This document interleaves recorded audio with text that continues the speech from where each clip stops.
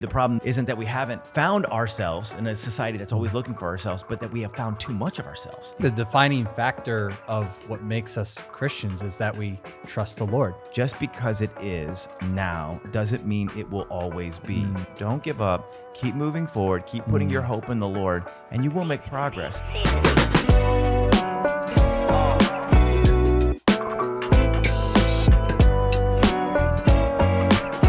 What's up, everybody? Welcome to another edition of the Summit Park Church podcast, where we are helping people find and follow Jesus. I am joined by my good friends here, Mr. Nathan Teegarden. Yo. And Mr. Casey Fink. We're here. We're here. And we are talking about putting Jesus over anxiety. It's part of a series that we're in right now as a church, where we're talking about putting Jesus over everything. That the best place for any of us is to make God the center of our lives.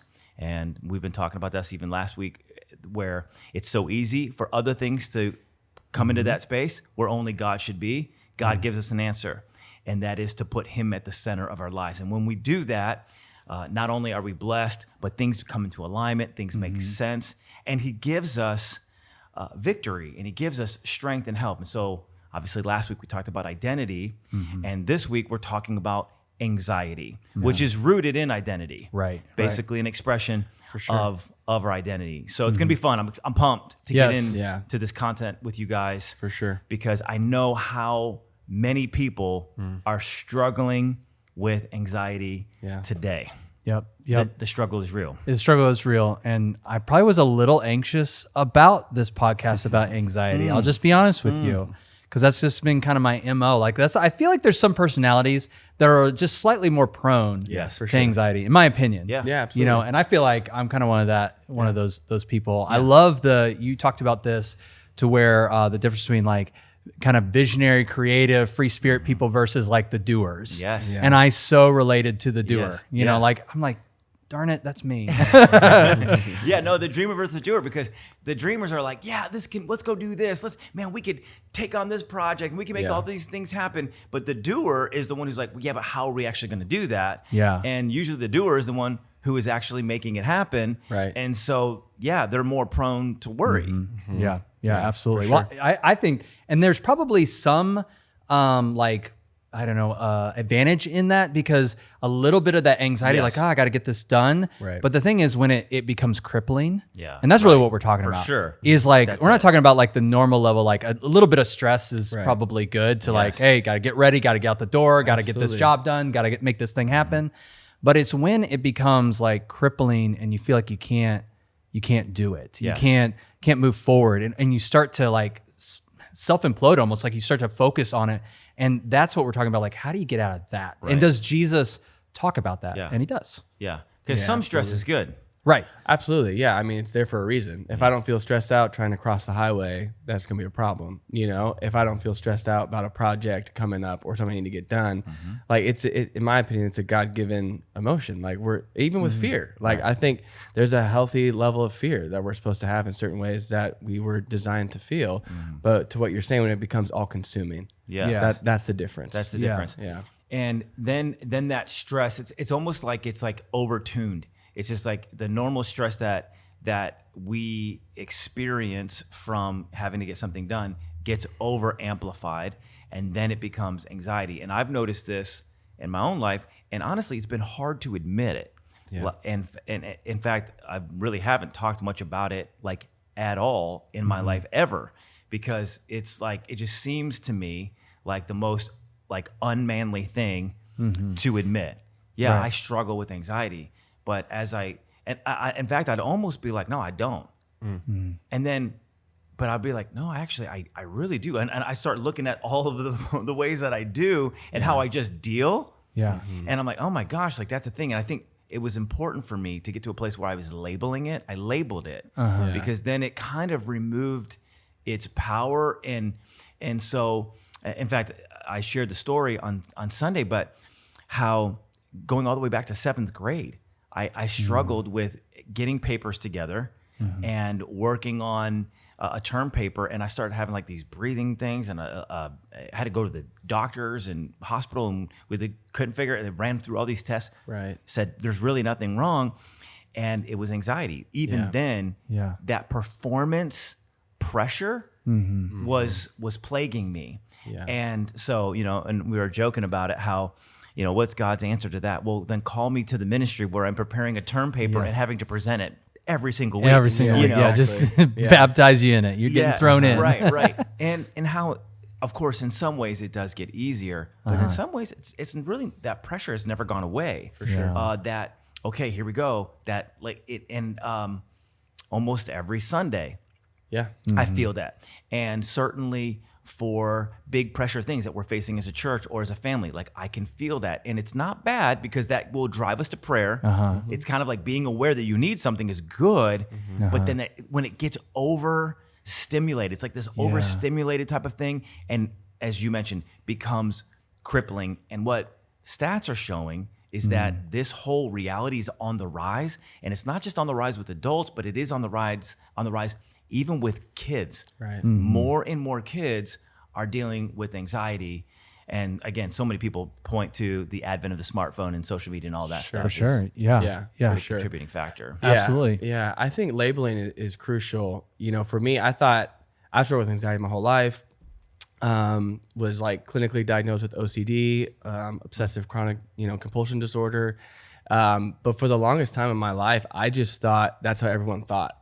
And so I remember when I was like in high school and college, I started to like share with people like, man, isn't it just hard when you are obsessing over this one thing and they're like, no, don't know what you mean there, guy. And when that happens, it's the worst feeling ever because then you're like, okay, so I am crazy. That's great. Thanks for affirming that. Right. But I'll never forget the moment when it was my older sister. I was telling her what's going on. And she was like, Casey, I was just listening to a podcast about OCD anxiety and everything that you're saying to me sounds like that. And I was like, what is that? And it led me though to having some conversations with people I worked with at the time, which then got me in to meet with a therapist.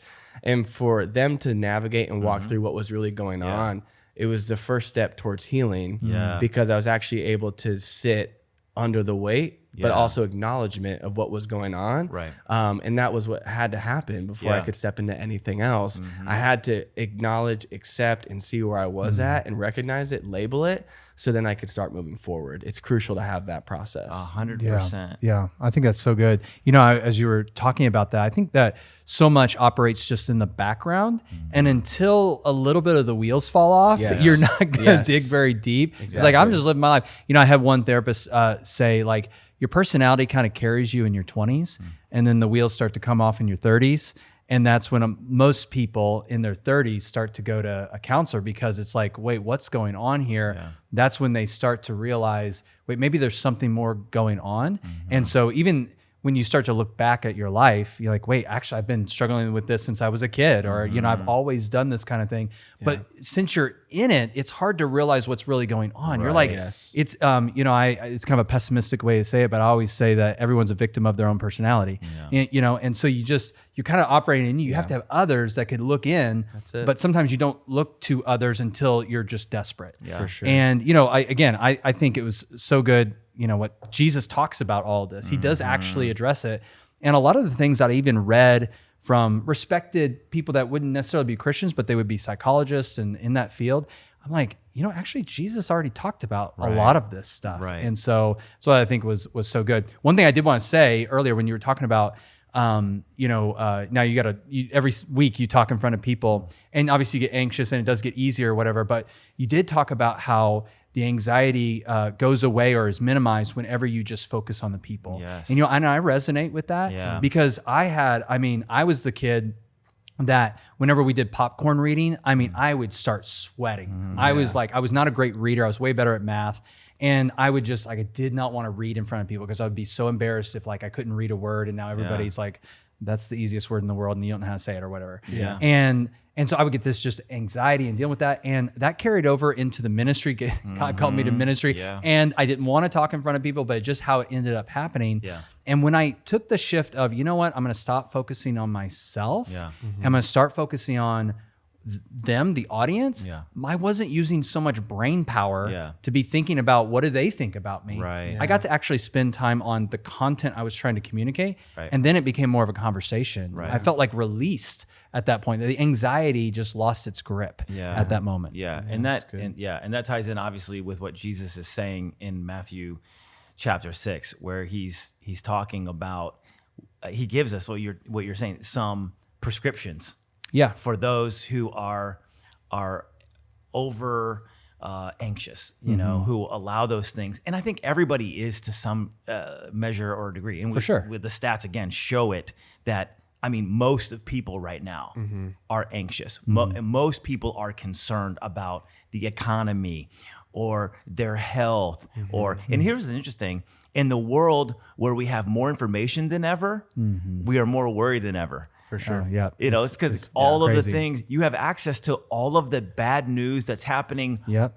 everywhere Right. all the time. Yeah. So Yeah. it's like, back 200 years ago, Yeah. you only knew what was happening in your world. Yeah. Your Your sphere was so neighborhood, much smaller. Yeah, your Yeah. family, Yeah. by and large. Mm-hmm. And so until the army was on the actual, Right. Yeah. For sure. Yeah. threshold of your, Until it's right in front of you. until it's right in You front didn't know of you. until it's right in front of you. Yeah, and now exactly. we are just aware of everything, Yeah. everywhere. Yeah. So we're all just stimulated, and of course we have these screens, Yeah. and we're watching the news till late, 24-hour news cycle, Yep. social media, scrolling all the time, getting all of this bad news. Is it any wonder that we're anxious? Right. sure. Right. And so I think that's why I think this message of Jesus over 2,000 years ago Right. is more powerful and more potent than ever, where he's saying, I tell you, don't worry. He's Yeah. like, don't worry about the things that you're experiencing.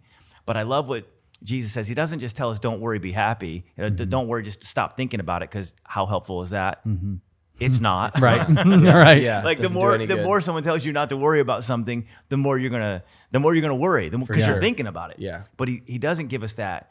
He gives us something better, and it's worship. He says, "Seek first the kingdom of God and His righteousness, and then all of these things will be added to you as well." So from that passage, there's just some real basic things that come out from it. And the first one, of course, is that worry doesn't work. He talks about how who of you by worrying can add a single hour to his life. So he's basically, he's kind of being sarcastic. I love it when Jesus is sarcastic. Yeah. It's fun to see him kind of being like, come on, seriously, who can add any time to their life by worrying about it? You can't. So don't do it. And we talked Right. about how the dreamers and the doers, right? Right, It's like the doers are the super practical people, and these people tend to worry, and yet worry is one of the most impractical things that you can do. And there's this guy named Francis Ellis who did this study on worry, and he found that worry can be divided into 4 main categories. 40% of worries are things that will never happen. Like, that's just insane. Yeah. Right. 4 out of 10 things that we're worried about will never happen. 30% are worries over things that can't be changed. 15% are worries over what people might think or say. And then 15% are of legitimate issues. So of the things that we're worried about, like they did this comprehensive study, 15%, only 15% Yeah. are the things that are legitimate, and yet 100% of them are not bettered by worrying. Yeah. It's kind of crazy. If you really could is. even say it's actually maybe made worse, because again, going back it. to the speaking, the best messages in my perspective that I've delivered have been ones I've been the least anxious. Yeah. And ironically, when I focus on my anxiety, it just makes it worse. 100%. Like Yeah. when I start thinking, wait, I hope I'm not going to be nervous getting up there. I hope I'm not going to, and I'm just like, I'm going to be nervous. And now I'm nervous. And I'm like, absolutely. Right. I get That's myself right. all worked up, Yeah, you know? no, for sure. One of the best things I ever heard is actually from Jerry Seinfeld when it comes to being nervous and being anxious. He was talking about whenever he goes on stage, he's always nervous. But what changed for him as a comedian is that when he would step into it, he stopped trying to fight it and he accepted it. Wow. And once he accepted it, he leaned into it. Yeah, that's it. I'm Yeah. nervous because I care. I'm nervous because I want to do a good job. So yes, I feel all this thing and I know it to be true, but despite, I'm still going to step in. And you know that's such a different shift mentally when you think about it. That's crazy to hear that, because like I've watched a lot of his comedy and I would Right. never think he was nervous. That's what I'm saying. right? You know? Yeah. We internalize it so much. Oh my gosh, everyone knows. Everyone sees it. And you would never know. Yeah. But when you have that shift of like, man, this is where I'm at. Yeah. This is what I'm struggling with, but I know it, but I'm still stepping out in faith to lean into it. Man, God blesses it, and he can do something really powerful through that. Yeah, he can. And not, you were saying how it's not only not helpful, but it actually makes things worse. Right. It hurts. In fact, we were talking before we started recording how stats are showing that it was like 70 to 90% of all ER visits that are not like obviously, or primary care visits, are stress induced. Yeah. That's That wild. is it's crazy. insane. Yeah. For sure. And so much of what's driving us to the doctor is rooted in stress that's just overworked. And one of the things that we found in our study was this word worry comes from the Old English word reigen, which literally means to strangle, to choke, or to seize by the throat, and to tear. I love this one definition: to tear at the throat as a wolf does to prey. And I just thought it was so aggressive Makes and me visual. anxious just thinking about it. Yeah, for sure, right? Yeah. And so that was actually really helpful for me to hear, because I think even putting that word picture on what because I don't believe that this is a part of what God wants for us. I don't believe, again, the stress that comes from work. I think work is actually God-given. God gives us work, but again, it's without the sweat that comes from cursed creation, right? Because we're going to work in heaven, Right.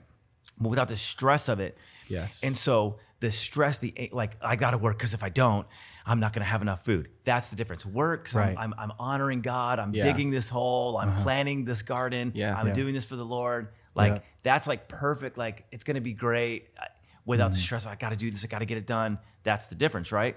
So, but to label it with like the enemy is at our throat, literally like taking our life, like the blood of like our lifeblood away from us, suffocating us so that we can't function and enjoy the life that God has for us. Yeah. It's like God has this amazing life that he wants us to experience, this life of grace and peace and joy. And the enemy wants to do anything he possibly can to take it from us. Yeah, no, that's good. You were talking, I think it was yesterday, or I don't know, whenever we were talking at one point, just talking about longevity. And to be clear, we're not doctors, everyone, just so everybody knows, we're not giving medical advice. I feel like I'm supposed to say that. But the correlation between good sleep and longevity. Yeah. And you think about stress, anxiety, the times that I'm stressed and anxious, I do not sleep well. Yeah. And I think my guess is it's cortisol running through my veins and keeping me from sleeping. There's probably a downhill, effect of why there's problems with, anxiety is associated with all these medical issues. For sure. Probably because people aren't sleeping well, along with other things too. Right, But right. there's probably that correlation there. Yeah. Is like that anxiety. I can't get the sleep that I need. And now honestly, I'm more stressed. It can kind of be a negative reinforcing loop, for sure. and you get caught in and that's that's why this is so important. Yeah. Because man, this has a huge impact on the quality of your life. And I would say the longevity of your life. And then you're more tired. You're quicker to snap at things. You're quicker to make bad decisions on things because you're just stressed. You're just trying to solve problems quickly instead of like thinking about them. Yeah. So you're right that snowball effect of anxiety and stress is massive and debilitating. And again, going back to that word picture of it's strangling us. It's like literally taking the life from us. Yeah. And I think, again, labeling is really, I found helpful because as I'm, you could talk about like leaning into it. It's kind of like, I'm going to label this. I'm going to be like, oh, like I should, like this is an attack. Like this is an attack. This isn't God's will for my life. And so I'm going to label that, and I'm going to be like, all right, I'm going to, again, we'll get to where we'll talk about it as we go to prayer on it, but I'm labeling this is not God's will, for me. Yeah, I think sure. I think that's It's helpful. it's like when you label it, I think it's at least, it's the devil I know rather than the one that I don't know. Because for me, I would rather, when I understand, even if it's bad, like I just rather understand. That is the first step to being like, okay, now we can get somewhere, understand what this is. Okay, this is anxiety. And then the hope that comes from Jesus actually has some answers. So the first being like, it doesn't help anything. Like, by worrying is the first thing you got to do is just understand that truth, that this is what it is, but it actually doesn't help. Yeah, for sure. My therapist always gives me the picture of like a Chinese finger trap. You know that, like if you've ever done that, like Cracker Barrel or whatever, put your fingers in. The more you fight and the more you struggle your way out, it's impossible to get out. The only way you can get your fingers out from the finger trap is if you like relax your hands and just like calmly pull your fingers out. And he always tells me, because when I get super worked up, I just wrestle. I wrestle with myself. I wrestle with my emotions. I fight against. And he's like, we're not honoring this, but we're accepting it, leaning into it in a presence that invites the Holy Spirit in, that's attentive to him, but you lean into it because that's what really calms you down. For me, when I try to fight against my own anxiety, that's when it really goes out of control to what you guys are. And that's when I feel, the wolf at my throat. I'm already ruminating on the what ifs, but now I'm doing it in such a way that it's like vicious. It's mad. It's like this tornado of anger that is just swirling up inside of me. And so I think it's been a helpful thought for me. It's like, don't try to just force your way out. Like, breathe, bring yourself down, acknowledge where you're at, and then trust that the Holy Spirit can meet you in that place. I think it really does do a really good work within your spirit when you're struggling with that. Dude, that's so helpful. One of the things that Jesus talks about is in Matthew chapter 6, he says, so do not say, what shall we eat, or what shall we drink, or what shall we wear? And of course, the emphasis is like, he's basically, I love how when you slow down in verses, you see the hidden gems in there. I mean, the emphasis on self is so obvious. For sure. He's basically saying like, man, you're making it all about you. And as you make it all about you, you're only going to get more of you. Right. And that's kind of that wrestling, what you're talking about. You're like wrestling with yourself. And so if you're looking to yourself to be the answer, you're going to be really disappointed. And I think like this goes to speak to a culture. If we look at our culture today, that, back 100 years ago, 200 years ago, certainly in Jesus' time and before, so much of the society was communal. So much of the society was in a familial type of environment. And so it wasn't as individual as we are today. So Jesus is speaking to this issue, and he lived in a much more communal environment, but we are so much more, even more removed from that. And it's like self-reliant. We're like, if it's to be, it's up to me. And so our self-image, our self-glorification, self-help, you got to go figure this out, kind of pull yourself up by your bootstraps. You got to make this thing happen. Where's all that focus? All of that focus is on me and what I bring to the table. And is it any wonder that we're stressed out? Because we're actually not meant for that. And this goes back to the whole idea of we're meant for community. Even going back to the garden, God's like, it's not good for man to be alone. Certainly that's with marriage, but that's the whole understanding, even the Old Testament, of the Jewish people was that they were a people. They were a people together. And God loved a people. Certainly loved individuals, but he loved a people. And it speaks to this. I am a child of God, but even in maybe a more helpful reframing, I am part of the family of God. So God is taking care of me, and he's taking care of us together collectively. And so I think maybe in the point that we made on Sunday is maybe the problem isn't that we haven't found ourselves in a society that's always looking for ourselves, but that we have found too much of ourselves. That we just keep looking. I think it's so good. I one of the things I'm a big believer of being a parent is one of the ways that I can help my kids be confident is for them to learn to do things for other people and the satisfaction that they get. They don't none of us naturally do that. We are self-centered, we're sinful, we want to focus on self. But then when we're pushed to say, okay, no, I'm going to serve somebody else, and that only happens in community. Or that is a natural byproduct of being in community, because people have needs, and then I have gifts that I could bless somebody else with, and somebody has gifts that they can bless me with. And when we do that exchange, it actually builds our self-confidence. Yeah. It honors God. We get this, I don't know what you call it, but just a good feeling inside. For sure. You know, which works against anxiety. But when Yeah. you take away that ability Yes. to bless others and focus and accomplish things for somebody else, now I'm just on me, and now that's when the anxiety has nowhere to go. I think you know, the antidote for a lot of anxiety that Jesus is talking about is when you're in that community, you're doing and you're blessing others, and that works against the anxiety. It works towards confidence and self-esteem and things like that. Yeah. It's so good to call that out, because I think a lot of people don't even think like that, that we're so self, driven, that we think so much about ourselves, because it's just our culture. It's just a way of life. Yes. And that's why I think it's helpful to really stop and sometimes ask yourselves, like, why are you feeling anxious? Yeah. Because it will reveal the need to please self that you experience, that's driving you. Yeah. Toyota once came out with all their engineers, they came out with the 5 why theory. I don't know if you guys ever heard of this, but if they had a problem, they would ask themselves the question why 5 times, and then they would ultimately, their theory was after 5 whys, you would get to the root problem of what's going on. And I once heard it told, when you feel anxious, do that. So I'm anxious for this, big thing coming up. Why? Well, I want to look good. Why? Well, I want the promotion. Why? Well, because I feel like I need more money. Why? Because I want to feel more successful. Oh, there it is. There it is. And so it reveals what's going on underneath the anxiety. Yeah. When you think about it, I'm anxious, and that's all you think about, it's hard to That's look so under good. the surface.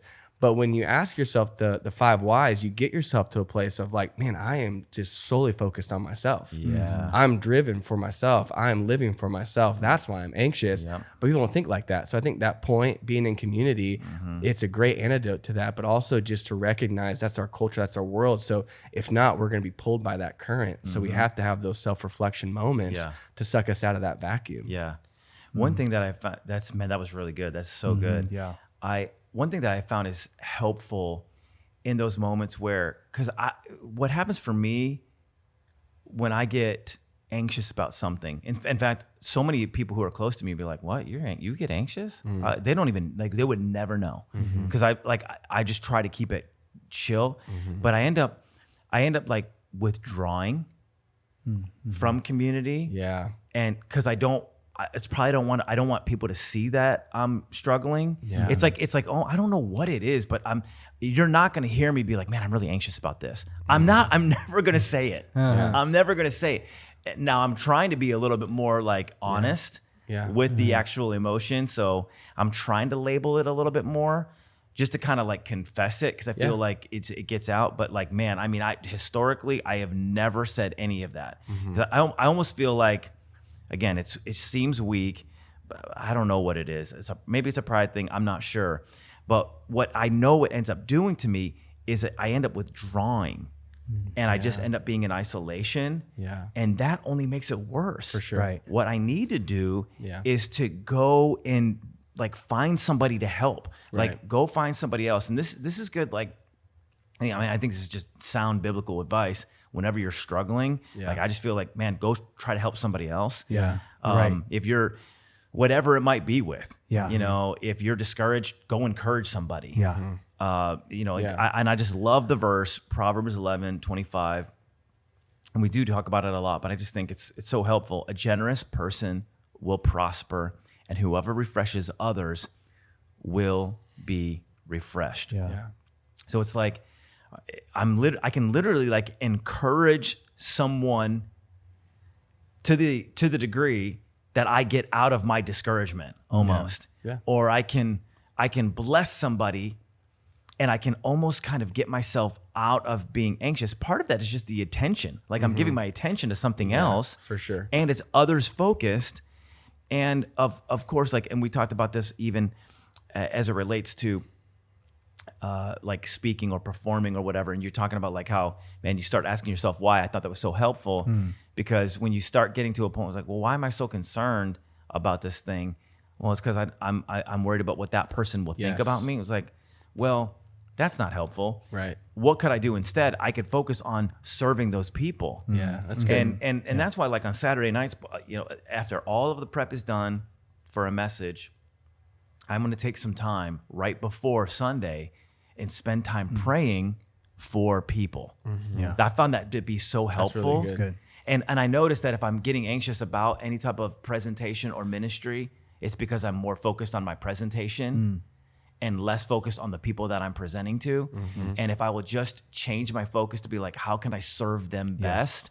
All of a sudden, like it starts dissipating. And I'm praying for their marriages, and I'm praying for their families. I'm praying for their healing. Yeah, man. And I'm praying that they would be able to understand how much God loves them. And all of a sudden, it's a way more active. Yeah. It's a shift. Yeah, it's so subtle, but yet so dramatic at the same time. Yeah. That's so good. I think, also on the other side of like serving people and being in community, kind of this conversation is also when you get in community, you kind of see other people's issues, and all of a sudden it's like, well, maybe mine's not as bad as I thought. It's my life is everybody not struggles. You're seeing everybody struggle. Absolutely. And you start to, and really a lot of, a good book recommendation would be Never Get Angry Again is a great by David Lieberman. And he talks about one of the things is just anxiety a lot of times comes from our perspective and our inability to discern things. So he talks about using an illustration of riding on a plane like across the ocean. And if you were, it was delayed, you would probably be annoyed, like, oh, that's so stupid, and this is frustrating. You'd be angry about it. But if you all of a sudden got information that, the plane was actually delayed because of, some kind of a war going on, and, it would have been shot down or something, I don't know, making it up. I can't remember the exact analogy. You have to read the book, but all of a sudden your perspective would change. Like, okay, I'm kind of glad it was delayed. I was kind of glad that didn't happen like that. Sure. And the events actually didn't change. And he talks about how it's not about events, it's about your perception. And Jesus actually talks about this, and you talked about it as well.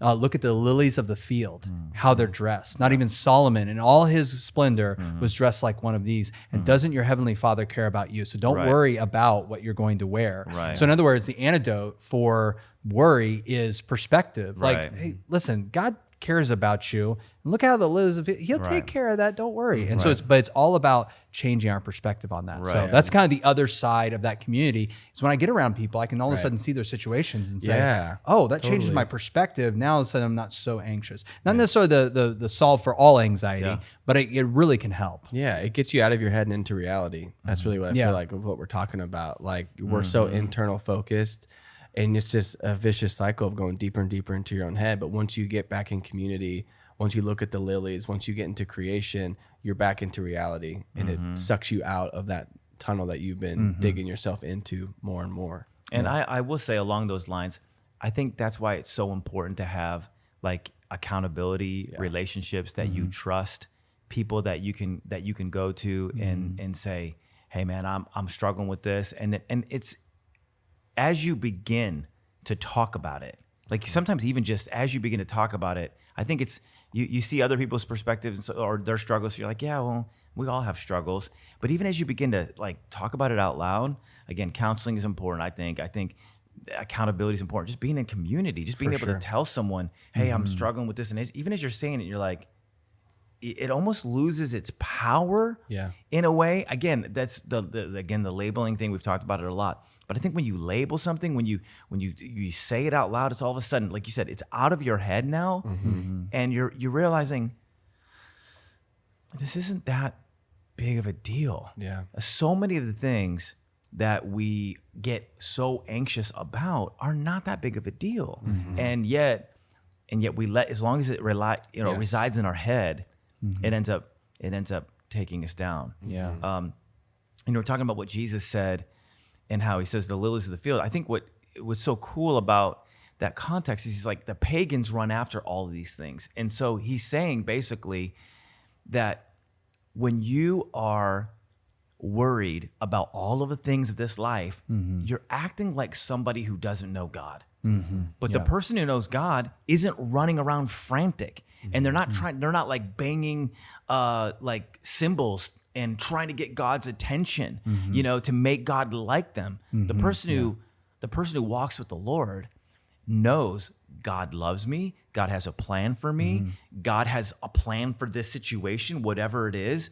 And because I'm living for him, now my problem is no longer mine, it's his. And if he's going to take care of creation in the way that he does, he can also take care of me in this situation. Yeah. Well, I think the defining factor of what makes us Christians is that we trust the Lord. And that is the one like distinction for sure. between those that don't, that he's talking about there, the pagans, and us, is that we trust the Lord. So if that defining factor of trusting the Lord is weak or broken, he's rightly identifying, like, don't act like them. The one thing that defines you different is that you trust God. And let's play that out. People that trust God, they're not worried. They're not focused on like, oh, but what am I going to wear? What am I going to? And you know what's so funny? Even as I say that, I look at my own life of just how much I've been worried about money so often. Yeah. Just having enough. Ironically, when we live in a world where I've literally never even come close without a meal. Yeah. Totally. I've always been, look, I'm well fed. Okay. So I have not missed very many meals. But yet I've worried about it a lot. I've worried about, is this, am I going to have enough money for my family? And I just think, man, that's what a bummer. And be able to work through that, though, has been a huge victory for me of being able to say, you know what, I don't have to worry about my provision. God's going to come through, and I can trust God. I can just simply, I can trust him. Now, obviously, there's seasons and different things that happen, but if I just continue to work on my faith, like that is the thing that defines me. I think it's what Jesus is keying in on. Yeah, It's just like the For thing sure. that defines us is that we trust the Lord. Yeah, absolutely. A great book that really has meant a lot to me is My Name is Hope by John Mark Comer. Highly recommend. And it's a strong point, but I felt led to say it, so I'll do it. But he makes the point that anxiety is really temporary atheism. And what he's saying is, if you are in an anxious state, you are choosing to believe that there is not a God who provides, who looks after you. Yeah. And he's not saying it in a condemning, No, for sure, shameful. for sure. He's saying it in a way to bring us to a place of, one, repentance, saying, God, forgive me for not trusting you, but two, just a deeper awareness, because God will meet you in that place. Yeah, he will. 100% he will.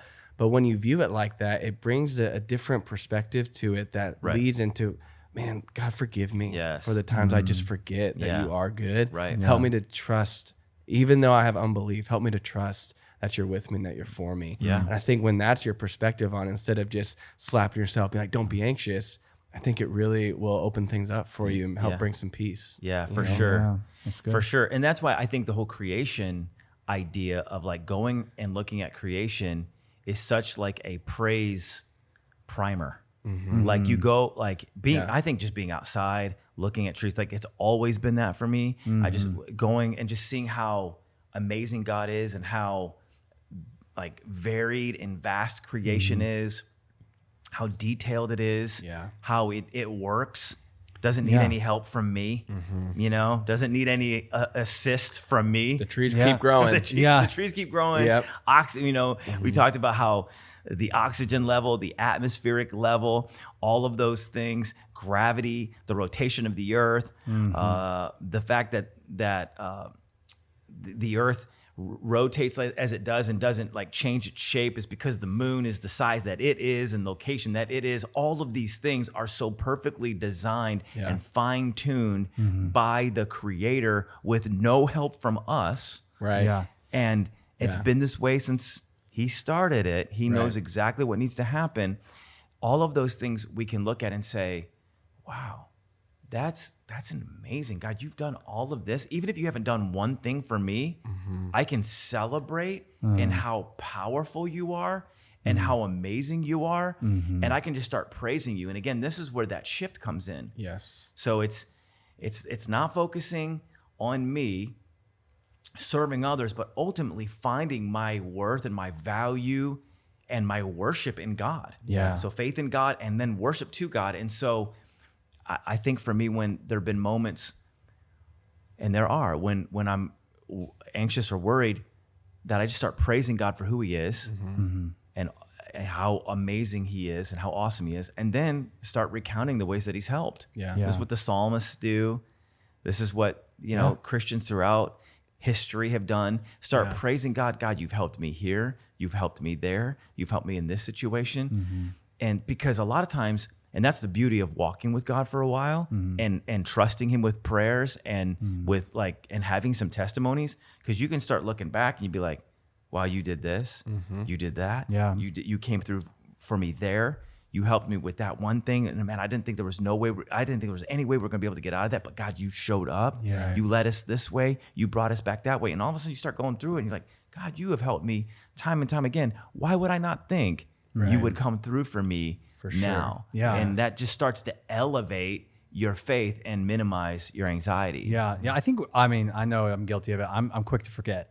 I'm quick to forget. But I think having that prayer time, that set prayer time of just gratitude to where you do focus in on what God has done in your life, that is essentially taking your vitamins to fight against anxiety for that day. Yeah. Even if you're in the middle of a challenging situation, having that moment in the morning where you can kind of have your base of trust and all of that established, because the day will beat you up. But if your faith starts strong, you can be at a place that can really be powerful. I want to go back to that idea of being in creation.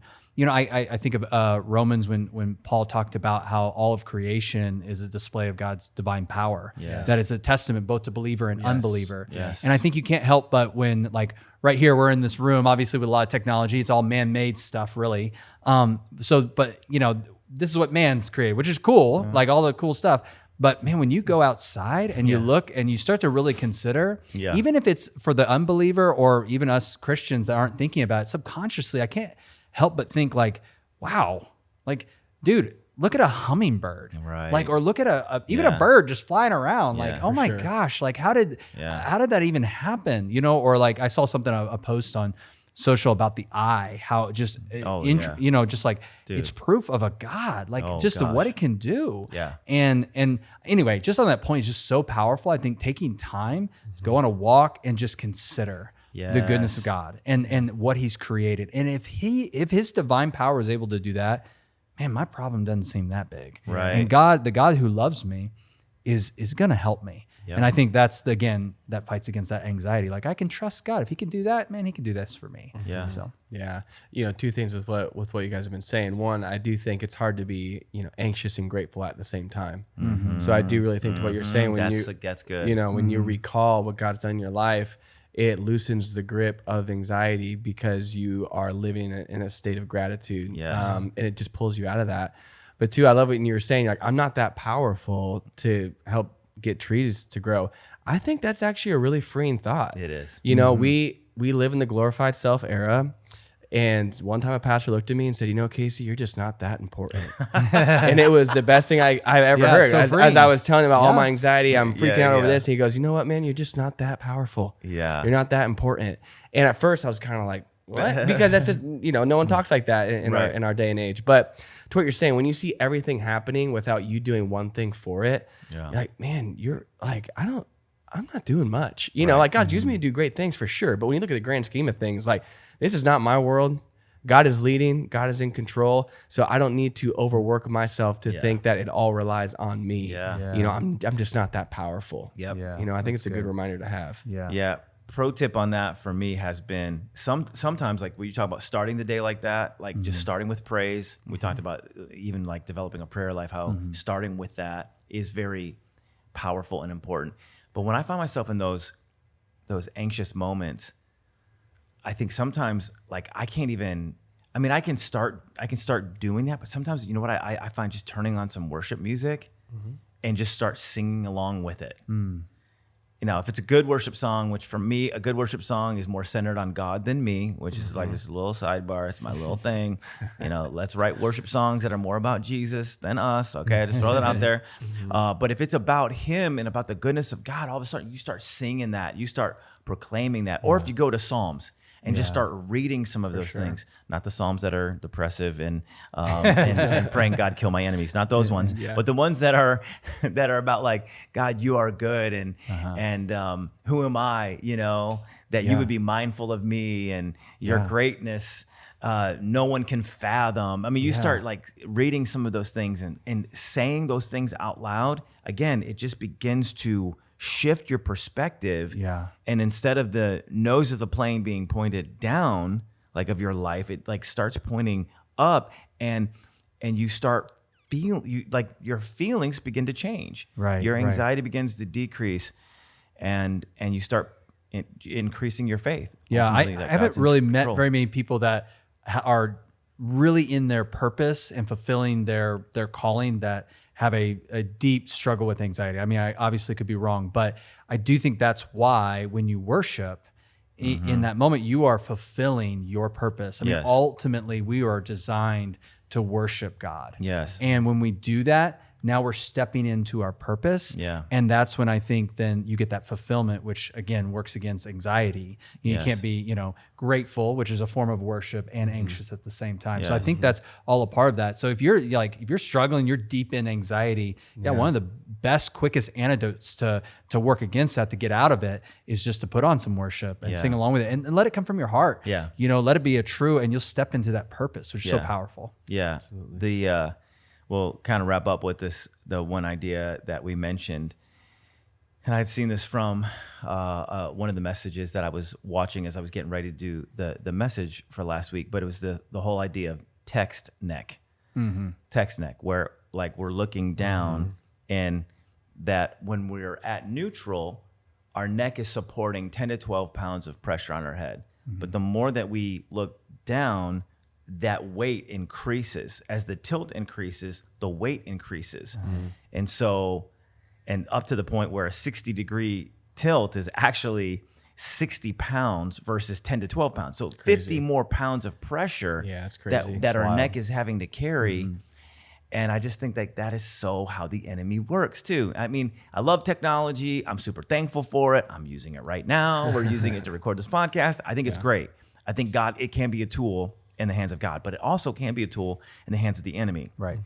And we spend so much time looking down, it's adding all of this pressure and all of this weight, physically and figuratively. I think even spiritually and emotionally, especially because what we're looking down into most of the time isn't into scripture or into encouraging words. Yeah. It's into doom scrolling and comparing ourselves versus everybody else, and all of the negativity that's out there, because that's what gets clicks. For sure. That's what the algorithms love. Yeah. Is all of the we haven't even talked about that yet, but the algorithms love anxiety. They do. Yeah. They love that anxiousness, and so that's just because it gets clicks. I mean, it's just like what keeps you in it. Keeps you in it. It keeps people coming back. It keeps people, I guess I better be afraid of something else. I better be concerned about it, because if I'm not, then what could happen to me?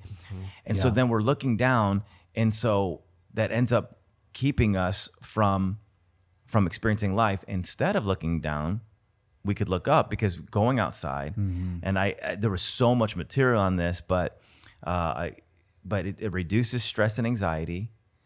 It improves mood and reduces depression. It improves cognitive function and focus, improves breathing and posture. It creates perspective and reduces mental noise, and improves sleep. All of those things happen when we go outside and look up. Look at the sun, look at the stars, and it's crazy. So it's like God, I love how when you stop for a few moments and you see how God has like hardwired creation and hardwired us to find some of like healing and freedom from these things, if we'll look to Him. Right. And I love what the psalmist says. I lift up my eyes. Where does my help come from? My help comes from the Lord, the maker of heaven and earth. Yeah, man, that's so good. And also, what was coming to mind too, one time when I was younger, probably my early teens or maybe 10 or 12 years old, someone asked me like, Nathan, you just seem like you look down a lot. And you think about somebody that like walks around with their head down is probably struggling with anxiety, something that's just going on inside of them. But when you look up, you're confident. Now it could be coming from a wrong place, pride, whatever. Sure. But I think the reality is like we are created like this, like up, and there's a posture. Positive thing. Like I'm looking up versus looking down. Is just naturally innate in us. We never really had to teach us that. Right. That's just innate in us. So I think it plays along with, that's exactly right. We were made to, look up, not look down. And the things that we've created in this life, for ourselves, they primarily are made to look down, versus what God encourages us to do is look up and look to Him. Absolutely. What I love about that point so much is it speaks to the holistic approach too when it comes to anxiety. Like I think it's very easy. I don't know if you guys feel like this. It's easy for me to sometimes take like a victim mentality with anxiety of it's just the way it is. I'm just gonna be anxious for the rest of my life. But in My Name is Hope, that book, he gets really into holistic ways to work and combat against your anxiety. And obviously worship is part of that, but that holistic approach in worshiping God with taking care of your body. Yes. What you put in, believe it or not, if you have 5 cups of coffee every day, you're going to be a little anxious, Yeah, you know, if sure. you're having a ton of sugar every day, Yes. if you're not moving your body, you know, that physical exercise has been a huge, you know, remedy for me, Yeah. a huge source of peace, because it gets me out of my head and into my body. Like, I hope like the people who are viewing, the people in our church do feel a sense of that as you talked about that on Sunday. I know they did, where it's like, hey, you don't have to be a victim either. Like, you can look up and like you can be proactive. You can do things in your life to help relieve that. Yes. That is an act of worship, and that can Yes. bring you to a place of peace. And so I think that's also a really cool piece of that text neck thing. It's like, man, it adds pressure, it adds things, but also you can be proactive. You can take steps for yourself to get you out of your head and into reality. You know, Yes, it's good. I love it. And you mentioned Hope has a name. My Name is Hope. My Name is Hope. My Name is Hope. And then another great book is by Louis Giglio, Putting an X Through Anxiety. And then another one would be Attacking Anxiety by Sean Johnson. So for those who are looking for a little bit more resource out there and just expand, because, you know, obviously there's so much to say on this stuff. Yeah. And there are practical tools out there. And we want to encourage everybody, jump into that, check those things out. For sure. And I think what you're saying, I think is a great way to end. Just because it is now doesn't mean it will always be. That's it. And I think part of like Christianity is just moving forward with what you have, and even if it's an incremental increase, you know, just even if it's just one step in the right direction. And even if you do feel like you're falling back a couple of steps, don't give up. Keep moving forward. Keep putting your hope in the Lord, and you will make progress. And it may be a thorn for the rest of your life, but I love what you're saying, because it doesn't have to define you. Yeah. And we have that ability to decide. Yeah. Is this going to define me? It may be part of me, but that is not the greatest part of me. And again, Yes. that goes back to the identity thing. Right. You know, what is the greatest part of me? Who is that? It's the Yeah. fact that I belong to God. Yeah. And if I belong to God, then He's got me, and He's got good things for me. And that's going to be the greater reality of my life. Yeah. Amen. That's good. Amen. So on that note, we'll wrap it up. Thanks for joining us for another edition of the Sum Apart podcast. I hope you guys are well, and we look forward to seeing you again soon. Please remain seated.